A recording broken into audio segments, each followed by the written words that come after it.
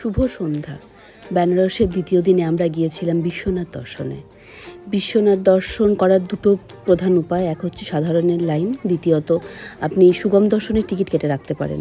সেটা আপনি ওখানে গিয়ে কাউন্টারেও কাটতে পারেন বা আগের থেকে অনলাইনেও কেটে রাখতে পারেন। আমরা 1 মাস আগে অনলাইনে কেটে রেখেছিলাম, তার লিঙ্ক আমি নিচে দিয়ে রাখবো। আমাদের 7টার সময় বুকিং ছিল, তো আমরা 7টার সময় ওখানে পৌঁছে যাই। ওখানে ফোন জমা দেওয়ার আলাদা কাউন্টার আছে, সেখানে ফোন জমা দিয়ে 4 নাম্বার গেট দিয়ে আমরা ঢুকি। সুগম দর্শনের লাইন কিন্তু 4 নাম্বার থেকেই শুরু হয়।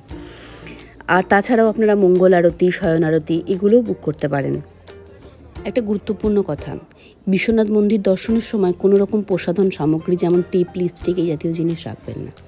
আমরা আধা ঘন্টা লাইন দিয়েই দর্শন পাই, বাবার মাথায় জল ঢালি এবং পুজো দিই। তারপর সেখান থেকে বেরিয়ে একটুখানি ফটো ভিডিও করে নিই এবং সাথে ফোনটাও কালেক্ট করি। তারপর ওই কাউন্টার থেকে প্রসাদ নিয়ে বেরিয়ে পড়ি। আমার মনে হয় বেনারস ঘোরার জন্য রাস্তার থেকে বেশি উপযুক্ত ঘাট, তাই আমরা ঘাট ধরেই হাঁটতে শুরু করি। আমাদের হোটেলটা ছিল দশাশ্বমেধ ঘাটের কাছে। যেতে যেতে সেখানে বিভিন্ন পূজা, আচার, অনুষ্ঠান, তার সাথে সবথেকে যে জিনিসটা আমার ভালো লেগেছিল সেটা হলো এই যে পণ্ডিতজিরা বসে আছেন। নমস্কার।